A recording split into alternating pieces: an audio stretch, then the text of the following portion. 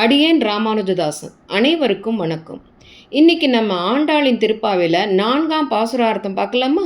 இதில் மழைக்கு தலைவனோட கடமையை அவன் எப்படியெல்லாம் மழை பெய்யணும் அப்படிங்கிறத அவனுக்கு எடுத்து சொல்கிறா ஆண்டாள். வாங்கோ எப்படி மழை பெய்யணும்னு சொல்கிறான்னு பார்க்கலாம். மேகத்திற்கு அதிபதியான பர்ஜன்யனே, நீ வெள்ளத்தன்மையை மறந்துடாத. கடலினுள் ஆழத்துக்கு போய் நீர் அனைத்தையும் முகர்ந்து எடுத்துண்டு மேலே சென்று உலகாலும் நாதனான என்னோட கண்ணபிரானோட நிறத்தை போல கருத்து வலிமையான தோள்களை உடைய பத்மநாபனோட கையில் உள்ள சக்கரத்தை போல மின்னலை வீசி வலம்புரி சங்க போல இடி முழக்கி இடி சத்தம் வெற்றியை மட்டுமே பெற்றுத்தரும் அந்த எம்பெருமானோட சார்கம் என்றும் வில்லுலேருந்து புறப்படக்கூடிய அம்புகளை போல மழையை பெய்ய செய்யணும். அந்த மழையால் இந்த உலகமே மகிழ்ச்சியோடு வாழும். மார்கழி நீராட்டத்துக்கும் எங்களுக்கு எல்லா நீர்நிலைகளும் நிரம்பி அதனால் எங்களுக்கு மகிழ்ச்சியாக இருக்கும்.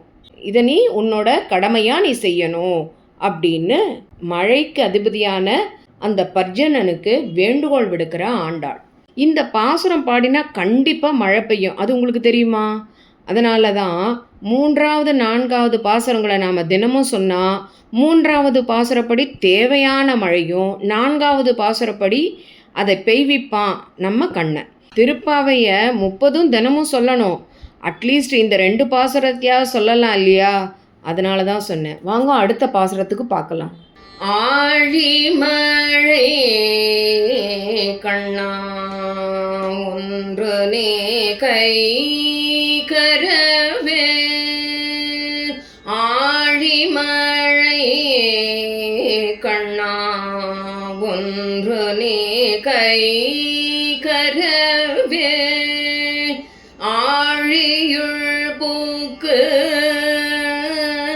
மோகன கொடார் தேரி ஊழி முதல்வா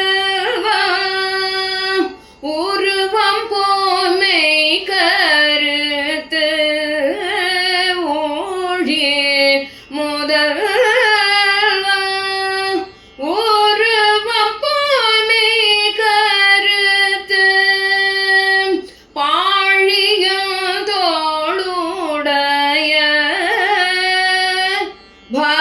பத்மநாபன் கைய ஆழி போமின் வலம்புரி போனில்